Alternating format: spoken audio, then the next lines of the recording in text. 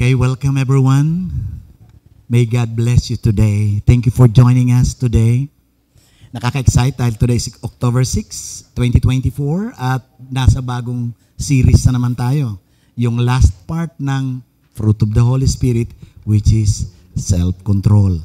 So, just be expectant na ang Holy Spirit, napansin niyo ang Holy Spirit, may gagawin siya at may gagawin siya. At kapag may ginawa siya, just be expectant kung anong gusto niyang gawin sa iyo and just flow with it dahil siya talaga ang nagbabago ng buhay natin. Ang fruit of the Holy Spirit, mahirap i-apply kapag hindi natin nasundan ang move ng Holy Spirit. So once again, sa ating mga viewers, sa lahat at nandito sa ating center, welcome and welcome. Yan, okay? Kakatuwa ito. Panibago na naman ang ayaw Ate Chia, ayaw sa akin makisama itong aking, ayan, okay. So, the ninth fruit of the Holy Spirit is self-control.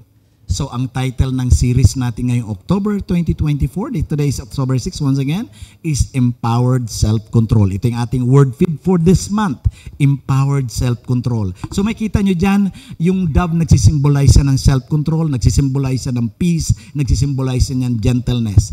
Pero hindi lang siya mabait na dove, nagsisimbolize din siya ng power. The Holy Spirit is not the power, but the carrier of the power. Kaya, kung kayo nag-i-struggle at mayroon kayong mga questions sa sarili ninyo, tandaan nyo na yung Holy Spirit pinadala sa atin to deal the issues, yung mga struggles natin against this dark world. Ngayon, siguro, Pastor, bakit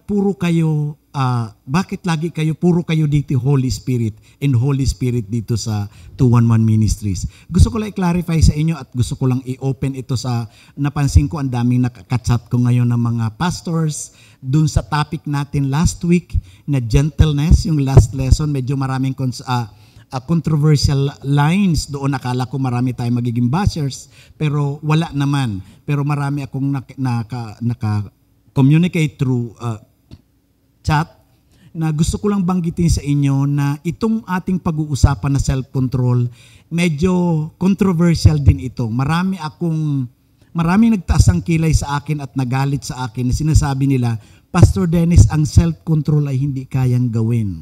Nakasulat lang talaga sa Bible yan. From Masbate at hanggang dito sa Maynila. At ang iba nga, lumayo na sa akin dahil hindi pwede maging righteous ang tao. Makasalanan tayo.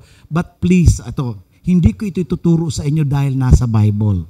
Ito ay nakasulat sa Bible at nangyari sa akin.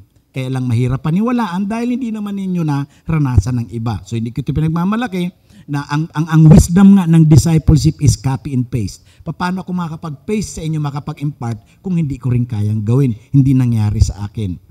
Now, sa mga viewers natin and listeners at sa mga naandito sa inyo, kung kayo may kaibigan na pastor na hindi nyo narinig na itinuturo ito, please, huwag nyo silang awayin. Hindi nag-exist ang 211 Ministries para mag-disturb, mang-away ng ilang mga grupo, kundi isinishare natin ito dahil ito ang nasa Bible, hindi lang na pag-uusapan, burden pa din natin ito. Hindi ito galing sa ibang grupo dahil ang 211 Ministries ay independent church. Hindi tayo sumusunod sa books ng ilang mga authors, kundi ang nakasulat sa Bible.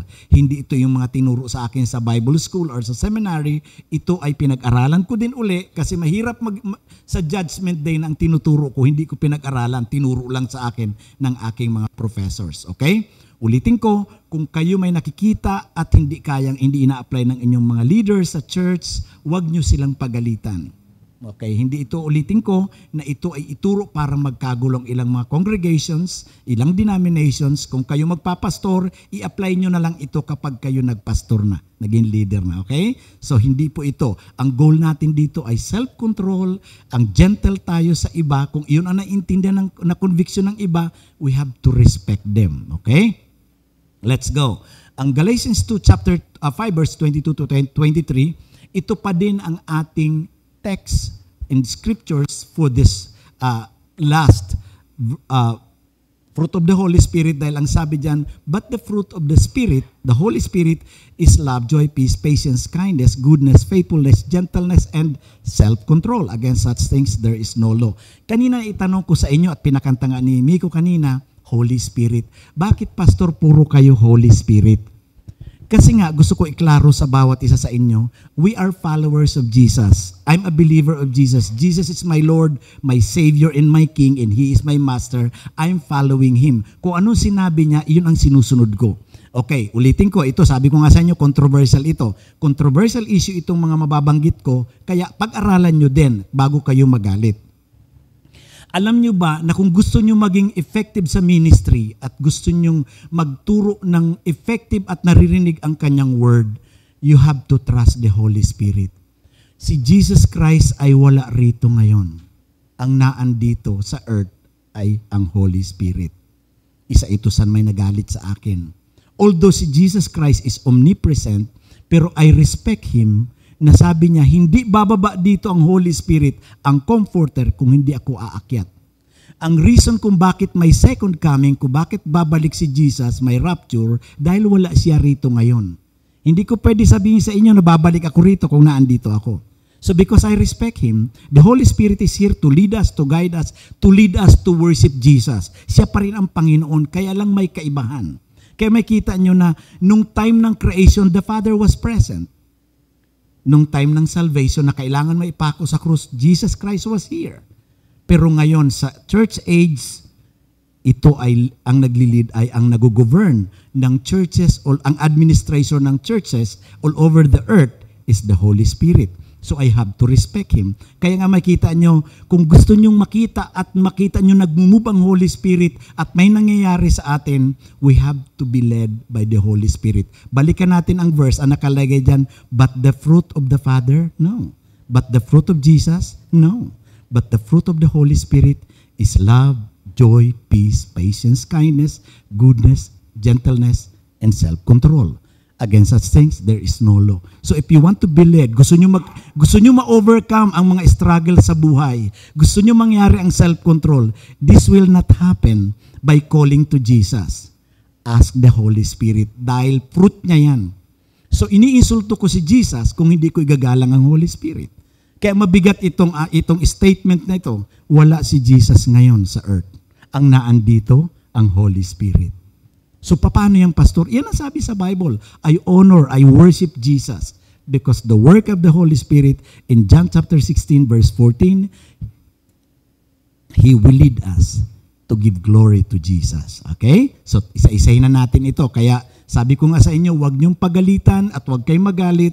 Kaya sabi ko nga sa ating multimedia team, maging aware kayo na pwede kayo ma-stress kapag dumating ang time, marami tayong basher. Di bali mabas ako dahil sa pagtuturo ko ng Bible na pinag-aralan ko kaysa itinuturo ko ang tinuro sa akin sa seminary at Bible school na hindi ko inaral, itinuro ko lang dahil na ituro din sa akin. So anong meaning ng self-control? Lahat tayo may self-control. Tandaan natin, maging believer ka ni Jesus o hindi, lahat tayo may self-control. Anong kaibahan nitong self-control na fruit of the Holy Spirit? Ito ang longevity nito. Ang self-control ng fleshly self-control napuputol, bumibigay. Kaya dapat makita nyo, magkaiba itong pag-uusapan natin. Marami ang mga leaders na nakausap ko dito nang expectant sila na ang self-control nito ay yung fleshly self-control natin. Di ba pag gusto mo umihi, nakokontrol mo ang sarili mo. Self-control. Pero may mga time na hindi mo nakakayanan. Okay? Ayan, darating na naman ang 9-9. Darating na naman, di ba, nag-iipon ka, gusto ko mag-save. At 10-10 na, okay. So makita nyo na yung self-control nawawala, di ba? Felix, no? Okay, gusto ko mag-save. Padating na ang 12-12. Oh, yun, nahuli kayo, ha? Okay, so self-control, tingnan nyo ito, is inner strength.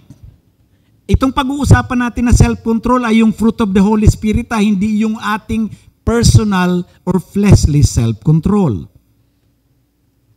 Self-control is inner strength or inner power. Sa Greek word, ang tawag niya na ekratia. Na galing iyan ay na-derive from two words na enkratos. Ang ibig sabihin ng en ay inner. Ang kratos, ang ibig sabihin sa Greek ay strength or power. So iyan na lang yan. Ekratia or inner strength from the Holy Spirit. Huwag mong aasahan ang fleshly control sa buhay mo dahil hindi talaga kakayanin. Kaya ngayon, Pakinggan natin ang Holy Spirit sa kanyang movement or else you will not pass the trials, the temptation, and the struggles in this life. Okay? Kapag kayo may hawak na cellphone at dumaan yung pornography, na picture, or ano man ang dumaan sa cellphone ninyo, dito ngayon matcha-challenge. Anong gagamitin mo? Your personal self-control or the self-control that is fruit by the Holy Spirit? Let's go. Using the fruit of self-control means we must give up our control. Mabigat ito. Ang alam lang natin, tayo ang magkukontrol sa sarili natin. Remember, we need the Holy Spirit. Matagal na tayo nagtitimpi na ako, Edwin, tumigil ka na ha. Pero lahat bumibigay, napamura. Nawawala yung self-control. Kasi ang ginagamit natin ito. Hindi nga yan pwede, kaya nga huwag mong gagamitin ang fruit of apples. Fruit of balimbing. Gamitin natin fruit of the Holy Spirit. Using the fruit of self-control means we must give up. Dennis, give up your self-control or else I will remain struggling till I die. To the leadership of the Holy Spirit with the Bible as a confirming guide. Paano ko malalaman na ito ay galing sa Holy Spirit? You have to always look for the Bible. It means we can rest in the grace of God in His definition of self-control. Babalikan natin ang definition ng self-control ng Holy Spirit, ng Bible, and not my own ways. Babalik na naman tayo sa change your mind. Change your mind. Okay. And saying no to our impulse side and listening for the whisper of God. If God has a word for you, then do it right away. Dahil kung hihintayin mo ang iyong paraan, hindi mo kakayanin. Matagal na tayong may self-control at wala tayong nagagawa. Kaya lang ang alam ng marami, the fruit of the Spirit, that self-control, akala nila yung kanyang control ang kanilang gagawin. Wala, marami na nakapatay. Yung nagsagian lang, nagkasagian sa kalsada, or di ba? Yung maliit lang, nagkakaproblema sa sugalan, nagpapatayan. Okay. Huwag niyong asahan ang inyong personal self-control na tutulong sa inyo para malagpasan yung struggle. Kaya nga, malalagpasan natin yan by faith. Saan? Sa Holy Spirit. Let's go to our purpose. Hindi ito pampatama. Once again, meron tayong purpose na gusto natin ma-deal. Okay. To understand the kingdom of God's solution to the most vulnerable aspects of our lives. Meron tayong 4 na kailangan makontrol. Kailangan ng self-control na nagpapahirap sa atin, nagbibigay sa atin ng kahihiyan, at nagbibigay sa atin ng struggle ng iba, nag-suicide na lang dahil ang hirap pigilin. Okay, ulitin ko sa inyo, medyo controversial itong part na ito, kaya sabi ko, God, ba't ako napunta rito? Jeff, ba't ako napunta dito sa message na to? Kaya lang talagang hindi natin pwedeng lagpasan. Kaya merong akong kaibigan na pastor na tinuturo niya ang fruit of the Holy Spirit, na yung ibig sabihin daw ng fruit of the Holy Spirit na Galatians 5:22-23, love lang lahat yan. Nakapaloob lang lahat yan sa love.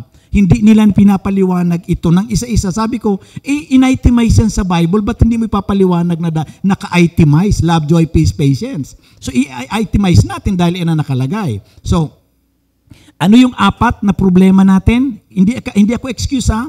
Okay, ano yung most vulnerable na bumibigay tayo? Maaring kanina, nangyari ito. Number 1 is your thoughts. Kailangan ng self-control dito.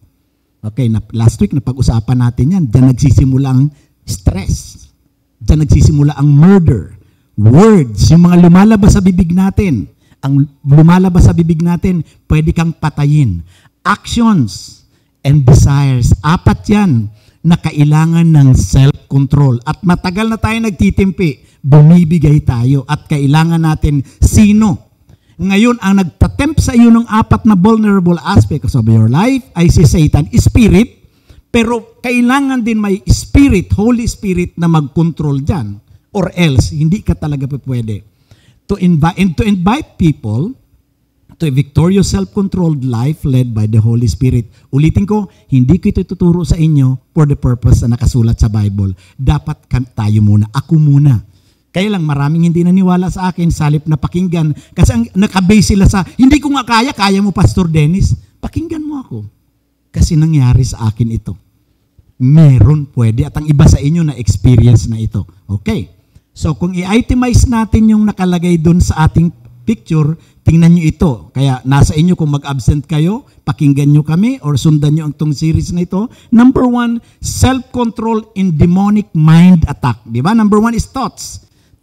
Self-control on familiar but killer words. Mamatay ka na sana. Alam niyo mga words na yan? Totoo yun, nangyayari yun. Cursing yun eh. Self-control in impulsive and habitual actions. Ginagawa na natin, di mo na makontrol. Pag umatake sa isipan mo, wala nang inaalala. Walang Diyos-Diyos. Okay? Self-control on evil enticing desires. Who can stop this? Yan na ngayon yan. Sinong pwede mag-stop nito? Sinong pwedeng pumigil nito? Kaya sasabihin ko sa inyo, ang walang Holy Spirit, may self-control pero nahuhulog dyan. At marami tayong mga kamag-anak, kaibigan, kababayan, nagkahulog-hulog na dyan. Sino ang gagawa nito ang aabot? Kaya nga, go and make disciples. Yan ngayon ang burden natin. Ngayon, pag narinig mo ito, iniiwan ko sa iyo, if you will reach out to them, or sasarilinin mo na lang ang narinig mo. Let's go to lesson number 1, sa series number 1, self-control on demonic mind attack. Self-control on demonic mind attack. Mukhang mabigat yung pastor. Tingnan natin, point number 1. Pag-uusapan lang natin sa series na ito, itong araw na to, the problem and the solution. Ngayon, marami tayong mapag-uusapan pero ang direksyon nito, paano nag-work ang Holy Spirit para makita natin ang kanyang self-control para matigil ang ating mga temptations and mga enticement or anything na nagpapahirap sa atin. Kahit gumawa ka ng kasalanan, kahit magnakaw ka ng bangko, marami kang pera, hindi ka pa rin masaya. You have to stop these thoughts. Number 1, the problem. How do demonic spirits enter the mind? Pumapasok ba talaga siya? Ngayon kapag nakapasok siya, paano mo ngayon i-apply ang self-control mo? Na kapag pinapasok mo siya, siya na ngayon ang may control. Ang tawag niyan ay demonic possession. Matthew 9:3, nung si Jesus Christ, pumunta siya sa kanyang bayan, pagbaba niya sa bangka, sinalubong siya ng mga paralytic, ng mga taong may sakit. At ngayon, ang sabi ni Jesus, nakita ko sa verse 2, kumbaga dahil para hindi tayo humaba, nakita ko ang inyong faith, sabi ni Jesus, your sins are forgiven. Sabi ng mga Pariseo, ay blasphemy yan. Karumal-dumal yan sa Panginoon. At this, some of the teachers of the law, Rabbi, and to themselves, this fellow is blaspheming. Grabe itong tao na to. Sino ka para magpatawad? Tao ka lang, sabi nila kay Jesus Christ. Ngayon, pansinin niyo ang nabasa ni Jesus Christ. Knowing their thoughts, Jesus said, why do you entertain evil thoughts in your heart? So, alam natin na kapag inisip mo yan, ang pinaka-center ng ating buhay, ng ating thoughts ay nasa heart. Bumababa yan dyan. Pero hindi natin pag-uusapan yan. Another lesson na naman yan. Masyadong malaki. Pero tingnan natin lang. Focus lang tayo. Bakit ini-entertain mo ang evil thoughts sa iyong puso? Huwag mo i-entertain. Hindi lahat ng pumapasok sa isipan natin, kailangan mong isipin. Do not believe and entertain every thought that enters your mind. Hindi ibig sabihin dahil pinag-iisipan nila, dahil nasabi sa iyo, dahil naramdaman mo, iisipin mo. Papatayin ka niyan. Ngayon, katulad niyan, paano kung na-entertain ko yung Pastor Dennis? Sabi sa Bible, we demolish arguments. Yung arguments actually na yan, hindi yung nag-argue tayo, Edwin.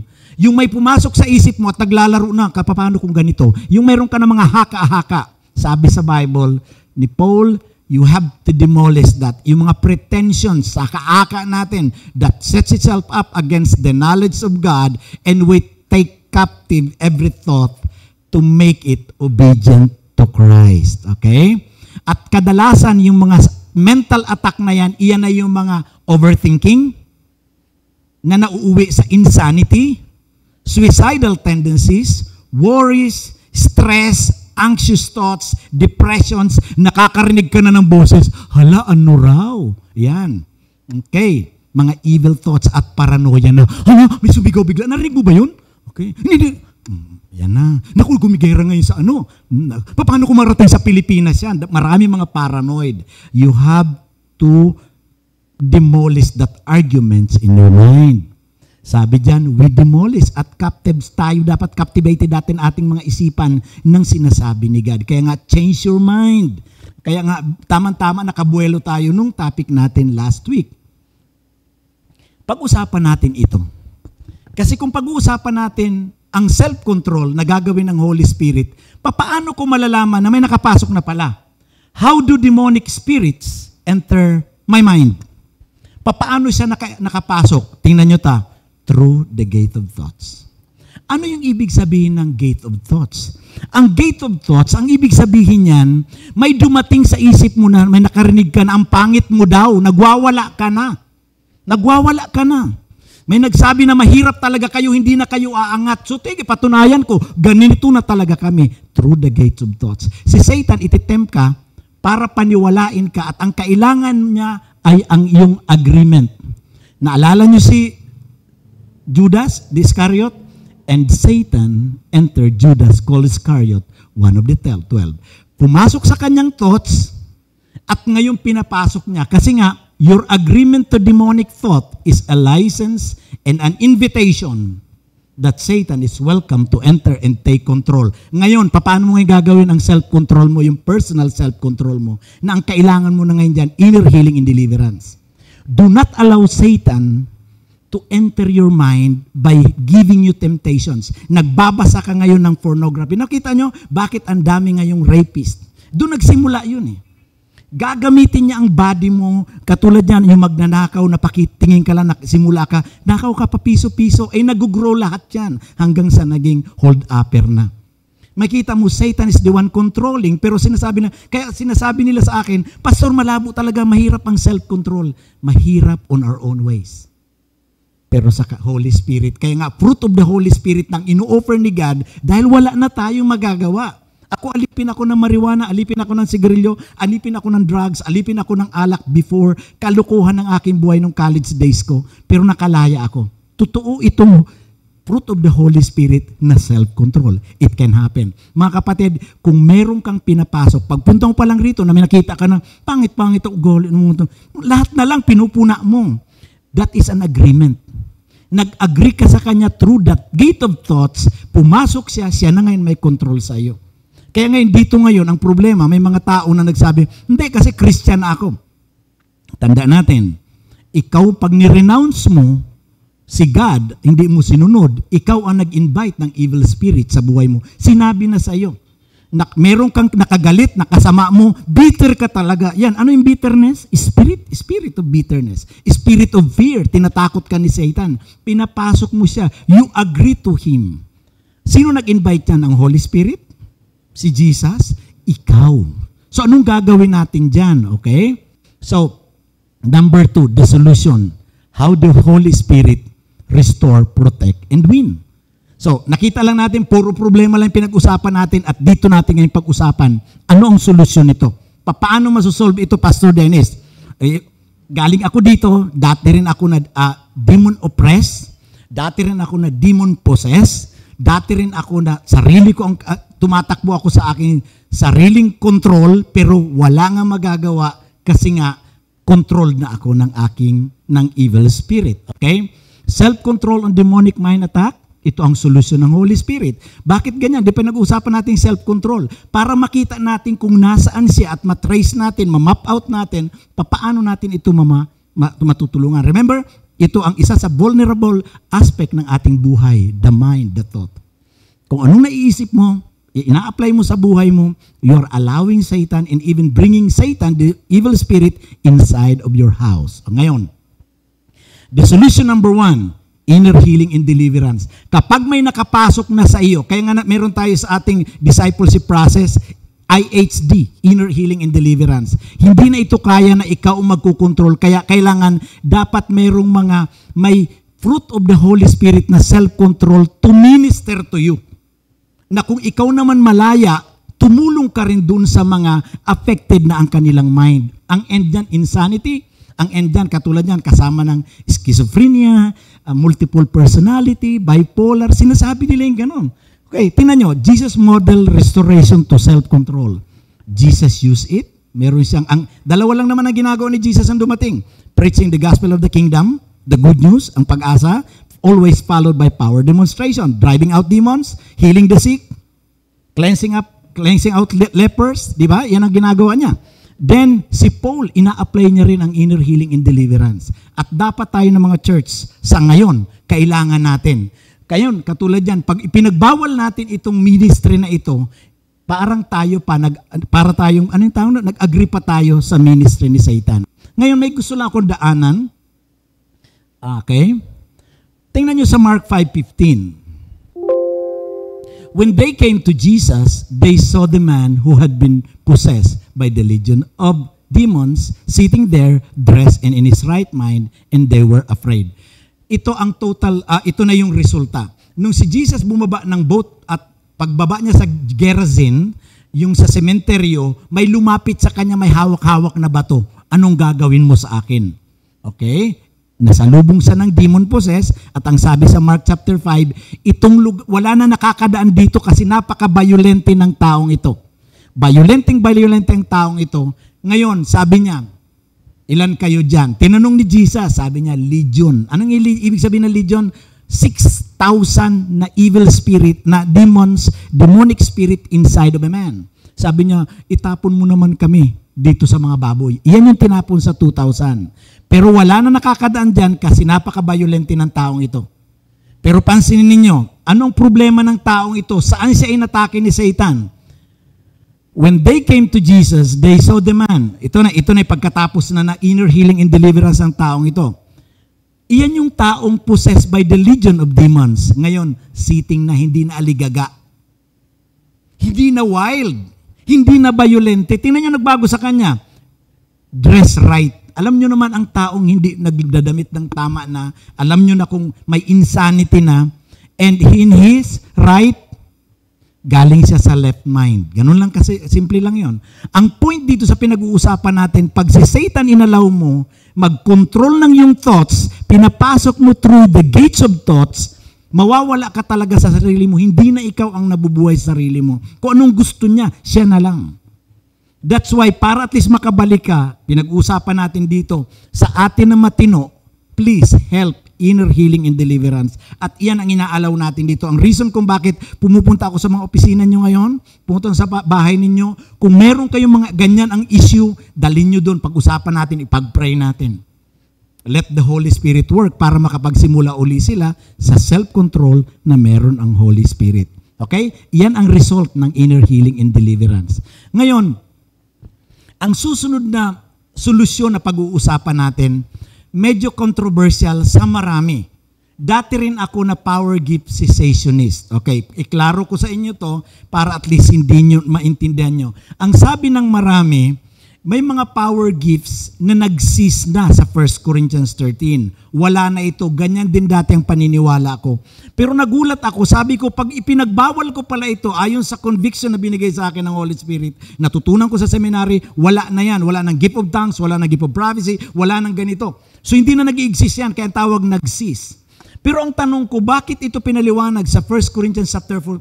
The whole chapter 14 ng 1 Corinthians pinaliwanag nang sabi sa 1 Corinthians 13 nag-cease. Para sa aming mga viewers, mga pastors and ministers na nanonood sa atin sa Facebook page natin at YouTube, please aralin nyo muna bago nyo awayin ang inyong pastor at bago kayo magalit sa akin at maging sa inyo. Okay? Kapag ipinagbawal natin itong solusyon as way ng self-control ng Holy Spirit, we are holding back God's solution to people's problems. Kaya ako tumigil na ako. Sabi ko, ayaw ko niyan, Lord. Iyan ang sabi sa akin ng professor ko. Pero ang sabi sa Bible, I'm a follower of Jesus. Ang ginawa ni Jesus is preaching the gospel of the kingdom and followed by power demonstration. Bakit hindi ko kailangan gawin? Okay? Kaya aralin na lang natin. At ito nga, sa pag-aaral ko. Kaya hindi ko sinasabi na paniwalaan nyo ako kahit na lahat ng napapanood natin sa YouTube, TikTok, maging ang sinasabi ko ngayon, aralin nyo muna kung meron kayong question. Okay? Let's go to number 2, letter B. The Holy Spirit, how the Holy Spirit restore, protect, and win. Para mabalik ka. Kasi i-restore ka niya eh. So, in number 1 natin, ano yung kanina number 1 natin? Topic natin? Letter A.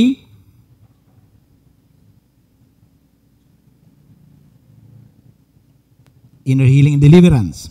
Number 2, a letter B, edifying self.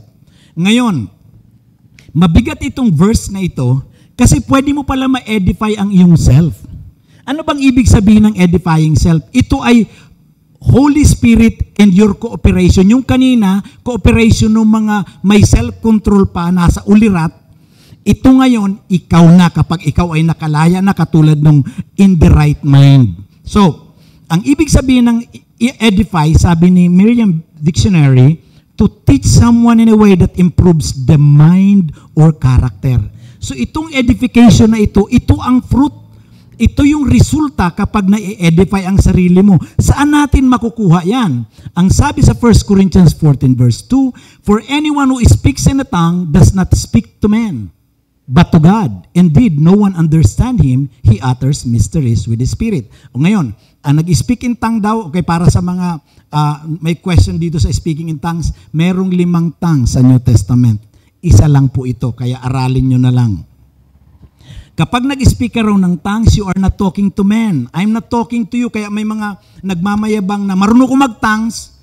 Kung iyan ay para ipasikat sa akin, mali. I'm not talking. Ako nag-speaking in tongues ako, but I am talking to God. Hindi ko naintindihan ang sinabi ko kasi nga, mysteries yan. Kung gusto nyo aralin, I encourage you to join discipleship process. But everyone, verse 3-4, but everyone who prophesies speak to men for their strengthening, encouragement, and comfort. He who speaks in a tongue edifies himself, but he who prophesies edifies the church. Ngayon, anong ibig sabihin ng edifying? Ayan o, SEC, strengthening, encouragement, and comfort. Kapag ako may attack, napansin nyo, wala namang nagpa-follow up sa inyo sa akin. Gusto nyo i-follow up ko kayo, pero sa aming mga pastor, wala nagpa-follow up kung kumusta na kami. Paano kami nabubuhay spiritually sa mga temptation and attacks? Hindi kami excuse by speaking in tongues. When you speak in tongues, na-edify mo ang sarili. Ano laman ng edification? It improves your mind. SEC. It strengthens you, it encourages you, and it comforts you. Na minsan, naghahanap tayo ng comfort, minsan wala kang makuhanan. Kasi mga laglag din yung mga kapatiran natin. But you can strengthen yourself sa time na nabuburyong ka, may atake si Satan sa iyong thought, and never papasukin mo yan sa iyong gate of thoughts. Kapag may narinig ka na hindi maganda, don't think about that. Don't entertain. Dahil pag nag-agree ka, sige, kung ganyan. Sige. Diba? Maraming marites ngayon. Maraming kung ano-ano narinig natin, but I encourage you to speak in tongues. Kaya lang ang speaking in tongues, iyan ay fruit, iyan ay gift of the Holy Spirit na isa sa way for you to stop the attack sa mind mo. Kapag na-encourage ka, siyempre, nadideal mo ang mga issue. Remember, this is a benefit. Benefit ito nang ikaw ay sumusunod sa Holy Spirit. Kaya pag pinatigil mo na wala nang speaking in tongues ngayon, ikaw ang nawalan. By the way, ang speaking in tongues ay gift for the individuals. Gift ito ng bawat isa sa atin. Hindi ito for the church. Ang gift of pastoring is for the others. Ayan o. It edifies himself. Kaya kapag hindi ka nag-speak in tongues, hindi mo ginamit itong gift of the Holy Spirit, walang mawawala sa church. Ikaw ang mawawala ng benefit. Kasi iyan ay personal mo. Ang prophecy, ang gift of pastoring, hindi ako nagpastor para magpagpastoran ng sarili ko. The gift of pastoring is for the church. Gift of apostleship, gift of teachings, para lahat yan doon. Isa lang, nag-iisa sa 25 gift of the Holy Spirit, isa lang ang para sa atin. At iyan ang gift of tongues. Kung gusto mo, it's up to you. Kung ayaw mo, walang mawawala sa akin. Ngayon, letter C na solusyon. Number 1 is IHD. Number 2 is edify yourself using speaking in tongues. Ngayon, stopping the mind. Sa pag-aaral ko, wala akong narinig na merong university or campuses, college na merong course na pwede mong patigilin ang iyong isip. Why? Ito kasi ang gate of thoughts natin, ang entry ni Satan para i-control ka. So, sa Bible, meron yan. You can stop your mind. You have to cooperate with the Holy Spirit and the Holy Spirit will work with you. So, paano yan? So, itong pag-uusapan natin, benefit. Saan na naman yan? Okay, basahin natin. Sa 1 Corinthians 14:14, remember, sabi nila, nagsis na, tumigil na raw ang gift of tongues sa 1 Corinthians 13. Pero pinapaliwanag ni Paul sa chapter 14, ang buong chapter. At sabi niya, huwag niyong pagbawalan. Ang sabi rito, inaatake ka ni Satan ng iyong kaburyungan. Para ka na mabaliw. Ang sabi sa iyo, Dennis, mag-suicide ka na. Wala kang kwenta, sabi nila, bagsak ka sa exam, tinitingnan kanila na wala kang kwenta, malabo na ang buhay mo. For if I pray in a tongue, my spirit prays, but my mind is unfruitful. Sa ibang translation, if I pray in tongue, my mind stop. Sa Good News Translation, my mind is unproductive. Kaya pag sinasabihan ka ni Satan, Nikki, marami ka ng opera, Nikki, malapit ka ng mamatay. You have to stop that thought. You have to stop that thought, Thea, kapag sinasabi, nakita ko sa hindi na yata ako mahal ni Miko. You have to stop that thought. Ganon si Satan. Kapag may sinasabi sa iyo, sa problema mo, Alice, Joe, you have to stop that mind. Kaya lang, you have to have this gift of the Holy Spirit. Ngayon, anong kaiba nito sa yoga? Iklaro lang natin. Kasi nga, isa na naman sa akin tanong, Pastor, anong kaiba niyan sa meditation at mga yoga-yoga? Sa yoga, sa Eastern mysticism, sa Hinduism, kapag nagme-meditate ka, you have to empty your mind. So, kung may idea kayo sa yoga, pinapa-empty ang mind, empty mo para magkaroon ka ng peace kapag ikaw ay troubled. Delikado yun pag in-empty mo ang mind mo, sinong papasok?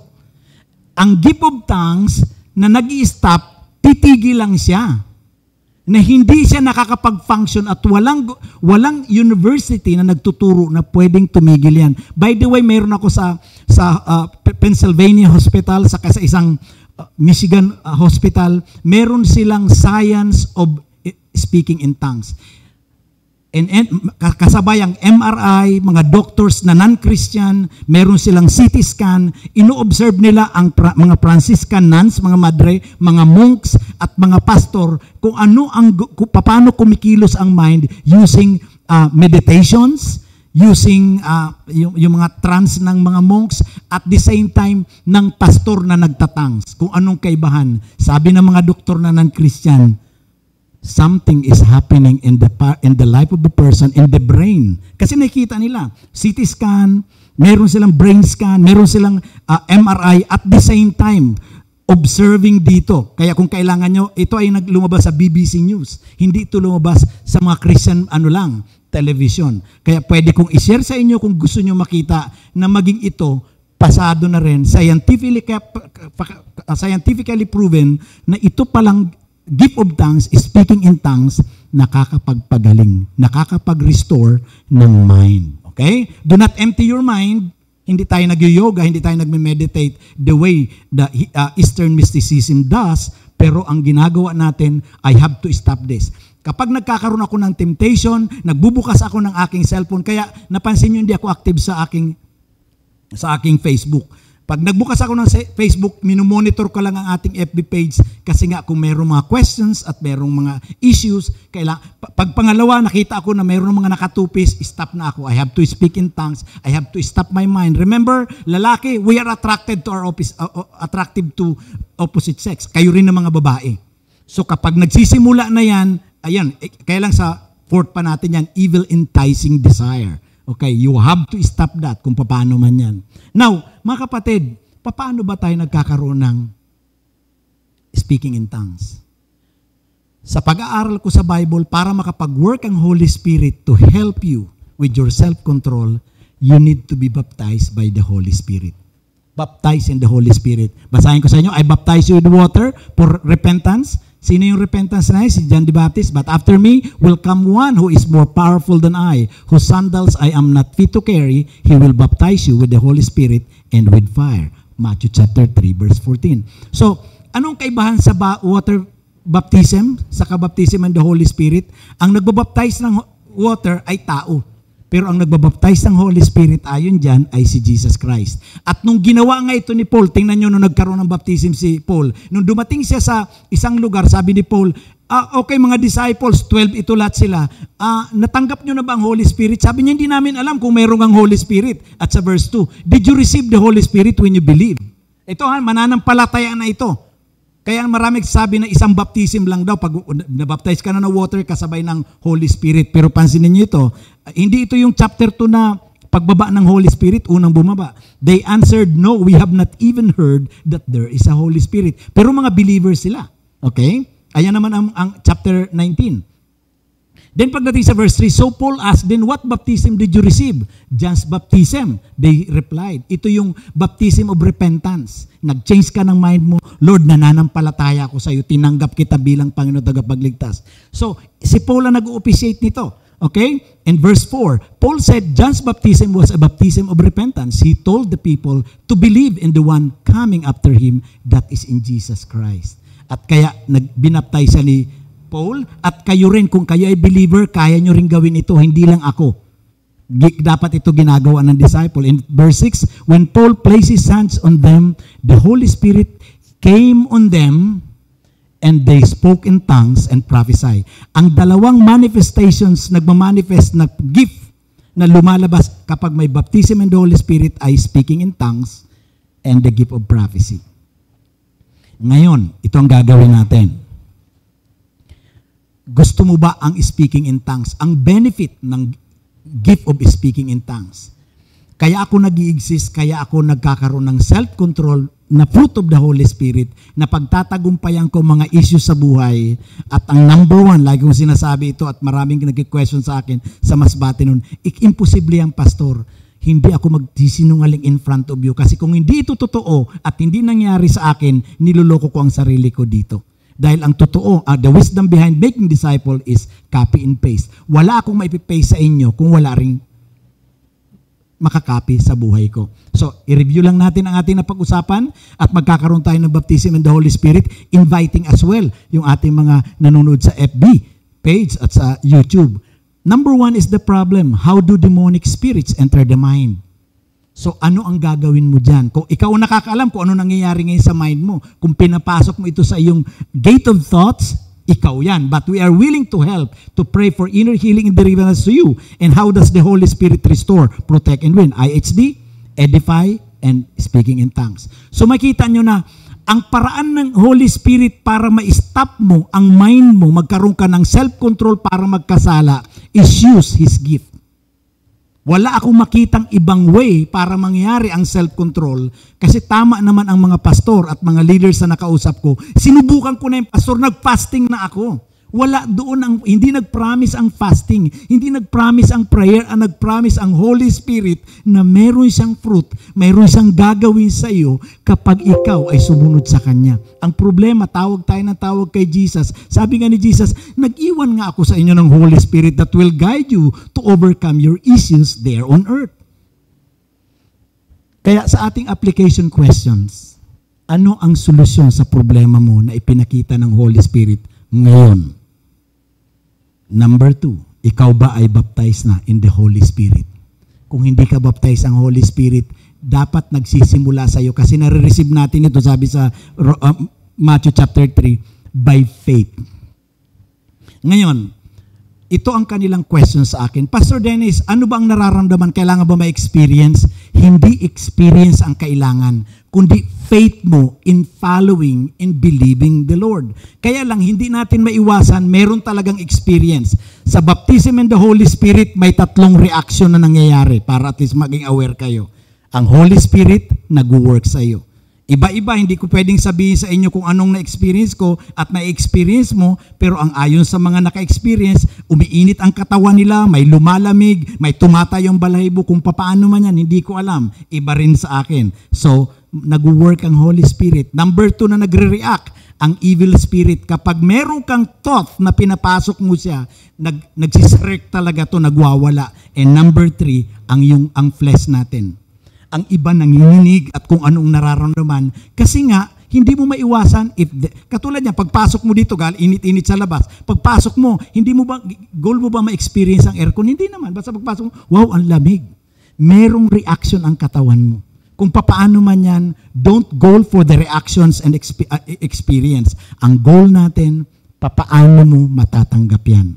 So kung iyan ang nasa puso mo ang gagawin ko, I will just lead in prayer. Kung sa ating mga viewers, hindi ka pa tumanggap kay Christ, I will lead the salvation prayer. Tanggapin mo si Christ bilang Panginoon kasi ang nababaptize ng Holy Spirit, dapat ikaw ay saved. Ikaw ay ligtas. Hindi mo rin ito magamit kung hindi ka committed at nag-surrender ng buhay sa Panginoong Hesus. Okay? Sa inyo habang kayo nakaupo dyan, if your desire is to experience this, totoo ba talaga ito? Then, di ba, katulad yan, pag lumapit ka sa ang evil spirit, kapag ang iba lumalapit sa mga kung ano-ano mga sciences, sa mga agents sa New Age, nararamdaman nilang evil spirit, mas powerful pa ba ang presence ng evil spirit kaysa sa Holy Spirit? So I invite you to just be silent, iyuko natin ang ating ulo. Kung hindi ka pa nabaptize in the Holy Spirit, unahin ko lang ito, sabihin ko sa iyo, sabayan mo ang prayer ko. Maaring ikaw ay tumanggap na, maaring ikaw hindi mo alam kung paano gamitin, you can join me at para ma-refresh ka din. Let's pray. Father God, today, thank you for giving us a chance to understand how to apply the self-control, lalo na sa aming mga thoughts, lalo na sa pag-protect ng gate of thoughts. Lord, sa aming mga viewers, sa mga taong kasama ko dito sa worship center, kung hindi pa nila tinatanggap na ikaw ang kanilang Panginoon, hindi rin nila magagamit ang speaking in tongues or else magiging New Age ang kanilang application. Kung ikaw yan, kapatid, kaibigan na nanonood sa amin at naandito ngayon, hindi mo pa tinanggap si Christ at hindi ka pa ligtas na anytime na bawian ka, hindi ka makasama ni God, please follow this prayer. Father, this is my prayer. Thank you for giving me a chance to hear your word, to understand that Jesus died on the cross for me. Here I am, Lord, believing, receiving you, Jesus, as my Lord, Savior, and King. Be my God, be my Lord. I receive you today in Jesus' name. At kung nais mong tanggapin ang benefit, ang pangako ni God for you to overcome temptations, we will go to baptism in the Holy Spirit. Jesus will baptize you. Hindi akong gagawa nito, kundi si Jesus. If that is you, if you have the faith, the Holy Spirit moving inside of your heart to believe, to accept this, just follow this one. Lord Jesus, today, I believe and acknowledge that you are the baptizer of the Holy Spirit. Today, I'm in faith, believing na malalagpasan ko ang temptations, ang attack through my mind. Lord Jesus, I ask you to please baptize me with your Holy Spirit in fire. And please enable me to speak in tongues and operate in the gift of prophecy so that I can edify the church as well. I'm receiving right now your baptism by faith in Jesus' name. Amen. Just close your eyes and I will just pray. Kung nararamdaman mo na gusto mo mag-speak in tongues or mag-worship at this point in time, be led by the Holy Spirit. Holy Spirit, feel free to work in our hearts. Ikaw ang governor namin na nag-govern sa church. Guide us, lead us, and help us to understand how to function and enjoy the benefit of this gift so that we can glorify Jesus with our bodies and with the temptations attacking us. Lord, I pray, let these people, God, experience your embrace today. In Jesus' name, amen.